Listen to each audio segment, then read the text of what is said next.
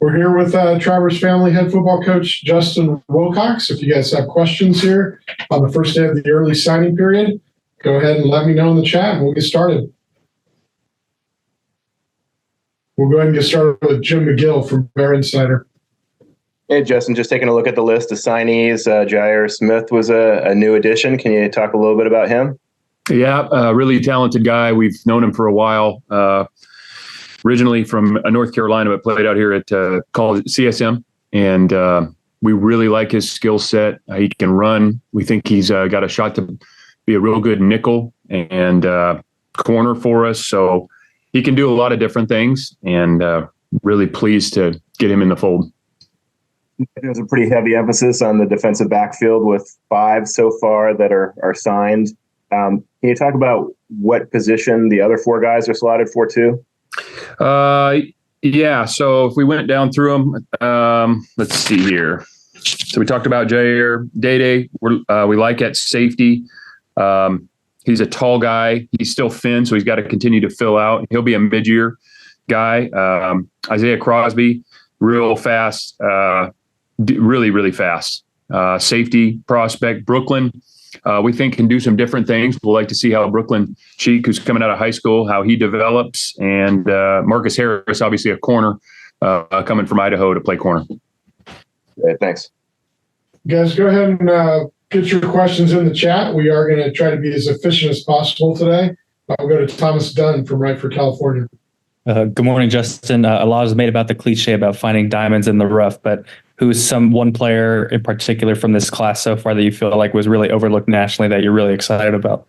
Oh, that's a great question and always a hard one, because you never quite know. I mean, if we all sat here last year and said, well, hey, it's Cade. You know, Cade's a guy that came in and obviously played great football for us. We'll find out, Thomas. I mean, you know, I think there's some guys in here, you know, the position-wise, sometimes there's certain spots at running back, DB, receiver, where it might be a little smoother transition. You know, sometimes with the linemen, it's a little bit more difficult. Tight ends the same, just because of the physical part of the game. So some of these skill players, you know, when you look at the wideouts and the running back, Jamal Wiley, you know, those DBs, you know, those would probably, if you're guessing, it's one of those. But heck, it's just so hard in this era to know how those guys are going to transition, because so much changes in their lives. And that's the fun part. You know, you get them here and you think, you look and see what they might become, and then you get to watch them come here and work and achieve those things. Thank you. Go to Steve Croner from the Chronicle. Hi, good morning, Justin. You know, in this era of the phrase I know you use a lot, roster management, with so many people coming and going at different times, I know it's hard for you to say specifically, but if you were going to just an educated estimate, what percentage of your roster that you'll have in late August is what you have now? After today? After today.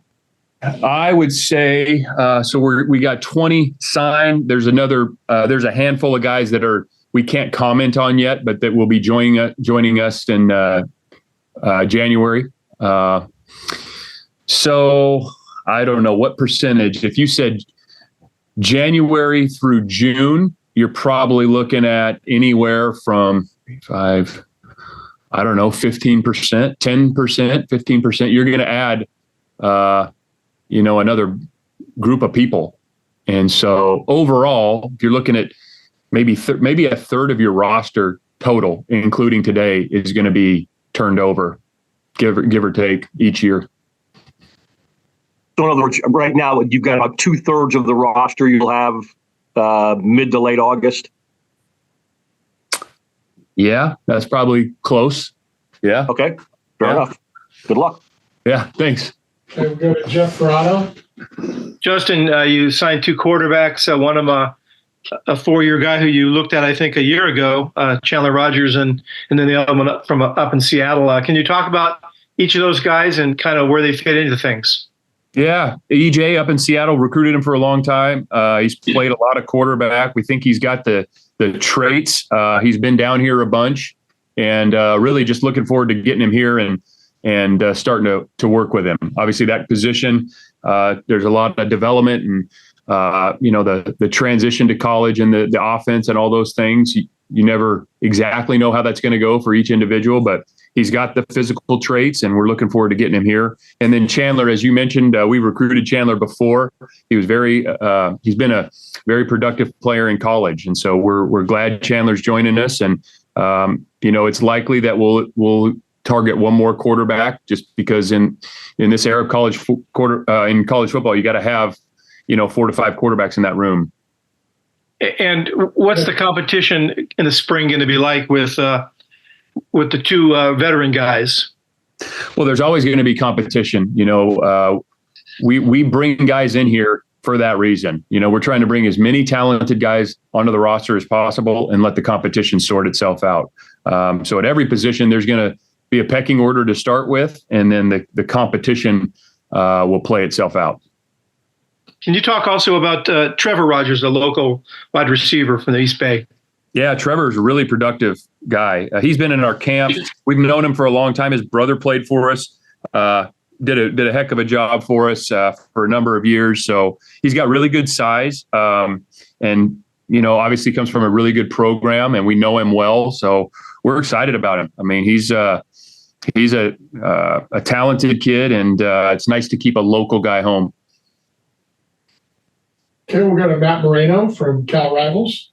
A few Texas offensive linemen joining the group. What can you tell us about those guys? Yeah, we've actually had a lot of success with Texas guys joining our program, and we got a few O-linemen. They're all right there, kind of from the Austin area. You got Cyrus and Tyler and Aiden, and Tyler comes from Westlake. Great program. Cyrus from Taylor there, another great program. And Aiden, who just recently did a visit, he's a massive guy. Aiden is humongous, real mature guy. So yeah, Tyler's coming mid-year. He's had a injury that he's been working through. So we'll be glad to get him here and assist him with that. And then the other 2 will join us in the summer. So we'll go to Steve Croner. Back to Steve. Yeah, kind of just following up on Matt's question there. You guys certainly seem to have had a kind of a pipeline from Texas.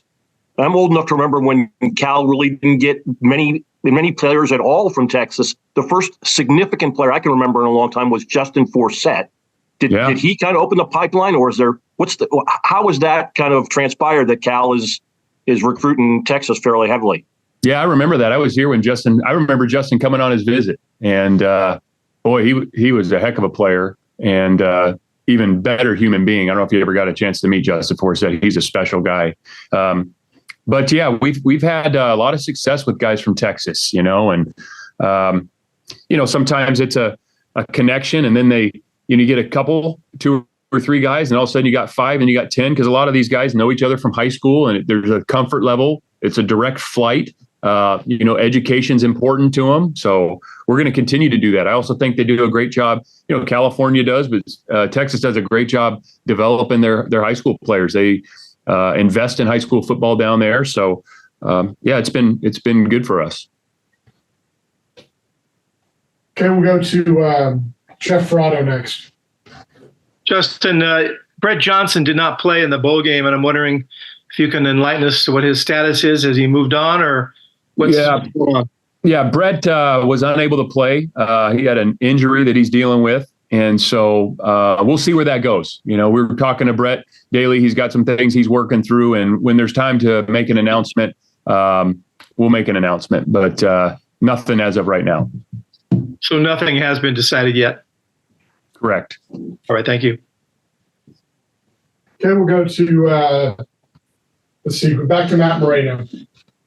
You guys were able to add Josiah Martin, who had a really, really impressive offer list, and had a bunch of top schools on that list. What kind of victory was that for you guys on the recruiting scene, and what can you expect from him as a playmaker? Big. He's really quick, shifty guy. He actually grew up in Seattle, Tacoma area, and knew EJ from way back when. So there was a connection there, but really good high school Denton Guyer and very productive player. And adds an element of kind of that speed and quickness in that slot position. Okay, we'll go to Jim McGill. Justin, you talked about some of the portal transfer guys. Can you comment on any of the others, Aiden or Teddy or Rush? Yeah. Who is? Yeah. So Rush, we just got a note right now. Rush, we can. Aiden, we can talk about. Aiden comes from Notre Dame. He played high school in Colorado. Huge guy, 300 and he's big. He's real big, and he's real smart guy. So we had a great visit with him. We're glad to have him. And then Rush played at Montana State. We've had a number of Montana State guys here, had really good success with those guys transitioning into the program. So big offensive lineman, good football player, and really, really excited about him too.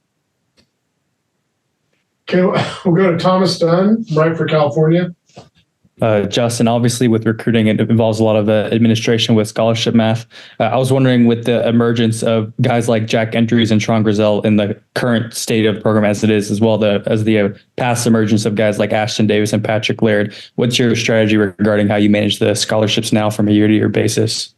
Yeah, we want to reward the guys who have put the time in and earned the right to be on scholarship, and there'll be some changes there, and those two guys will be at the forefront of that. Obviously, we want to do right by them. They've earned it, and really proud of them. And we're going to continue to do that. We take the walk-on program very, very seriously. Thank you. Okay, guys, probably time for a couple more questions. If you have another one, go ahead and put it in the chat now if you could. Jeff Ferrata. Go ahead, Jeff. Yeah, are you able to comment yet on either BJ Kennedy or Jamal Wiley? Yeah, Jamal, big running back out of Houston, really good football player and very productive, about 220 pounds, so can carry the load. And BJ, I saw him, he's from Topeka, big dude, really big, plays defensive end, kind of reminds us a little bit body type-wise of Xavier, but he is a big guy, loves the weight room, is a workout guy. His sister actually goes to the school across the bay. She's a very talented athlete, so he'll have family close by. And is Wiley at that position a guy who can possibly come in and play right away? It's possible for all of them, Jeff. We'll see. We hope that all of them come in prepared to play, and we're going to work like crazy to get them ready to play, and then we'll see how the competition helps us sort it out. And can you run down the whole list of guys who will be here mid-year that will be at spring ball? Let's see here. Tyler, Josiah Martin, BJ, Luke Frelly, Carlsbad, the inside linebacker, real explosive guy.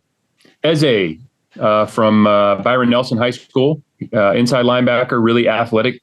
Day from Pacifica, the safety. Crosby, mid-year. Jair Smith, mid-year. Aiden, coming from Notre Dame, is mid-year. Marcus, who's transferring in from Idaho, is mid-year. And Chandler Rogers is mid-year. And there will be a couple more that we can't talk about quite yet. All right. Thank you. Okay, we'll probably wrap it up here with a final question from Matt Moreno. Camden, I believe, was the longest tenured kind of commitment in this class. He worked through a couple of coaching changes at his position. What can you tell us about him, and what does it say about him that he was able to kind of withstand coaching changes and still have the faith in you guys? Yeah, I think he chose the school for the right reasons. It's been a long time we've been recruiting him. Big, athletic guy. He's been in our camp a couple of years ago, it seems like, so we got to know him well. He's a Cal guy, he's going to fit in, and now we got to help him develop, physically and as a football player. But he's every bit of 6'6" and probably 240 pounds, and he's athletic. So now we just got to help him continue to grow as a player. But really excited about Camden. Okay, guys, thanks a lot for joining us, and we'll be back in touch in the new year with the next availability. Thanks.